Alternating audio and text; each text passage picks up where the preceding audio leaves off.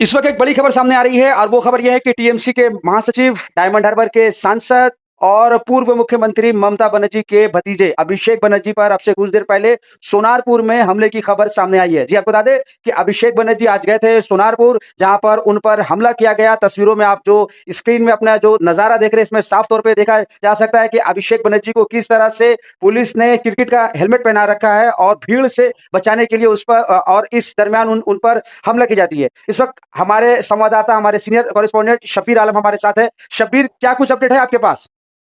अशफाक, आज अभिषेक बनर्जी का प्रोग्राम था। इलेक्शन के 26 दिन बाद वो जो मारे गए हैं इलेक्शन के दौरान, इलेक्शन के बाद में, इलेक्शन पोस्ट पोल पोल वायलेंस वायलेंस में में। जो लोग मारे गए टीएमसी के कर्मी, उनके घरों में जाने का आज उनका प्रोग्राम था। आपको बताया कि आज दोपहर में बेलेघाटा के कुणाल घोष के साथ में, एमएलए कुणाल घोष के साथ में वो पहुंच जाते हैं एक प्रयात कर्मी के घर में, जहां वो बातचीत कर रहे थे। तभी उन्हें फोन आता है कि उनके घर में सीआईडी आई है और उन्हें कोई नोटिस सर्व करने वाली है। आपको बताया कि आज सुनारपुर में उनका प्रोग्राम पहले से ही फिक्स था।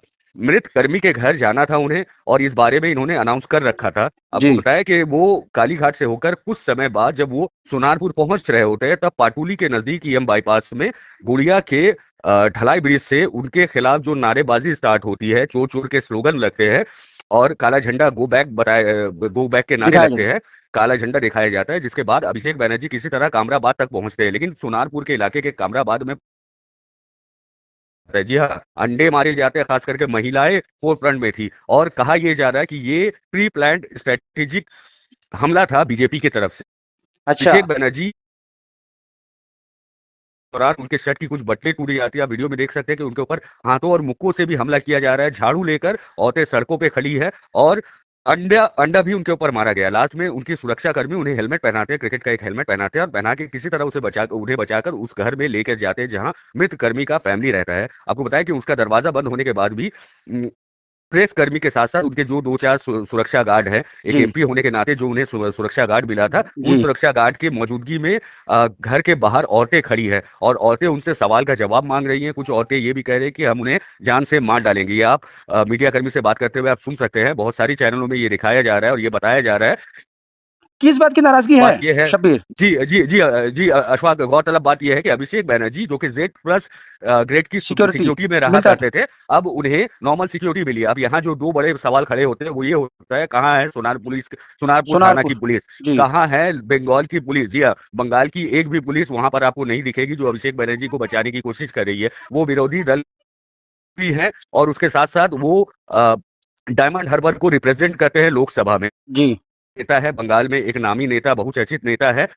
चाहे जो भी प्रतिद्वंदिता हो, चाहे जो भी ऑपोजिशन हो, उसके बाद भी अभी जो हालात बने हैं, अभी जो हालात बने हैं अशफाक, हम आपको साफ सीधे तौर पर ये बताना चाहेंगे कि कहीं ना कहीं उनके जान पर आ बना है। हमने देखा किस तरह उन्हें मारने की कोशिश की जा रही है, हाथों से मारा जा रहा है, जूतों से मारा जा रहा है, अंडे मारे जा रहे हैं, जान मारने की धमकियां दी जा रही है। और जो बाहर औरतें खड़ी है, इनका कहना है कि वो जवाब मांग रही है। 2021 के इलेक्शन के बाद में जो बीजेपी कर्मी अपने घरों से बाहर भागे हुए थे, उनके प्रति वो 5 साल जो अपने घर नहीं आ पाए, उसके लिए क्या जवाब देंगे क्या क्या अभिषेक जिन बनर्जी? लोगों ने आज विरोध किया है या जिन लोगों ने आज अभिषेक बनर्जी पर हमला किया, जिन लोगों ने मारा, क्या वो सभी भाजपा के समर्थक हैं, बीजेपी के सपोर्टर से? ज्यादातर अशफाक, ज्यादातर जो लोग हैं वो बीजेपी के समर्थक है और वर्कर है। जी हाँ, ये बात इसलिए साफ हो जाती है क्योंकि महिला जो दरवाजे पे खड़ी है, आप देख रहे होंगे कि दरवाजे पे जो महिला खड़ी है वो सीधा बोल रही है कि हम 5 साल अपने घरों से बाहर रहे हैं। तो ये सीधे तौर पर साफ हो जाता है कि ये सारे बीजेपी के समर्थक हैं। और जनरल पब्लिक की अगर हम बात करें तो जनरल पब्लिक वैसे आइडेंटिफाई करना मुश्किल है क्योंकि यूनिफॉर्म नहीं होता है। जी। आप इस बात को समझ सकते हैं, लेकिन ये अंदाजा आप लगा सकते हैं क्या कि पहले से शब्बीर, एक तैयारी सवाल मेरा थी। ये है कि वेस्ट बंगाल पुलिस की ओर से अब तक इस घटना पर कोई रिएक्शन सामने आया है? पुलिस का क्या कुछ कहना है? क्या पुलिस के पास पहले वेस्ट से कुछ बंगाल इनपुट्स थी, कुछ वेस्ट बंगाल जानकारी थी पुलिस किस तरह का घटना हो सकता है? अशफाक, ये बड़ा बड़ा एक सवालिया चिन्ह है, एक बड़ा क्वेश्चन मार्क है कि बंगाल पुलिस को भीड़ दिखी थी, तैयारी दिखी थी, उसके बाद भी बंगाल पुलिस वहां मौजूद नहीं है।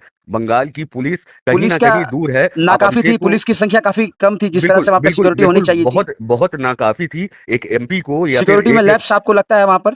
बिल्कुल है। आप अभिषेक को बोलते सुनेंगे कि वो अभिषेक बनर्जी खुद ही बोल रहे हैं कि हमने व्हाट्सएप कर दिया, हम डरने वाले नहीं है, हमने फोन किया है, अतिरिक्त बल के लिए हमने रिक्वेस्ट किया है, बंगाल की पुलिस यहाँ नहीं है, सोनारपुर थाना के पुलिस यहाँ पे मौजूद नहीं है। ये अभिषेक आपको बोलते हुए दिख जाएंगे। तो पुलिस का जो रोल है वो एक सवालिया चिन्ह में आ जाता है। पुलिस का रोल कहीं ना कहीं सवालों के रिस्की घेरों में। सवालों के घेरे में आ जाता है और एक वीवीआईपी की जान इस तरह खतरे में, चाहे वो किसी पार्टी का नुमाइंदा हो, लोगों ने उन्हें वोट देकर भेजा है, लोकसभा में भेजा है, वो एक वक्त तक बंगाल में राज कर चुके हैं, महत्वपूर्ण पद में हैं और रह चुके हैं। तो अभी जो है ऐसे हमला होना कहीं ना कहीं बंगाल की संस्कृति में भी इतिहास नहीं में है। कभी ऐसा नहीं देखा गया है कि किसी नेता के ऊपर इस तरह जानलेवा हमला किया गया हो।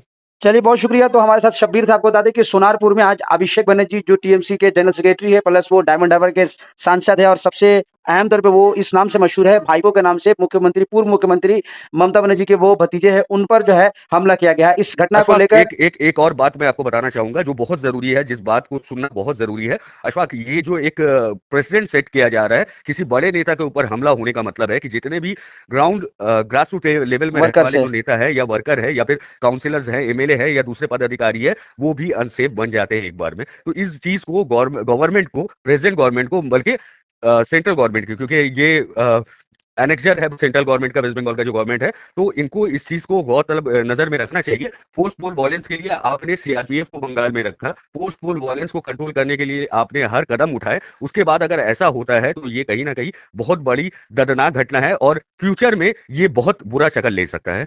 चलिए बहुत बहुत शुक्रिया। तो हमारे साथ थे शब्बीर आलम। इस तरह आप बने रहे और देखते रहे हालात बंगाल न्यूज़ टैग इंडिया।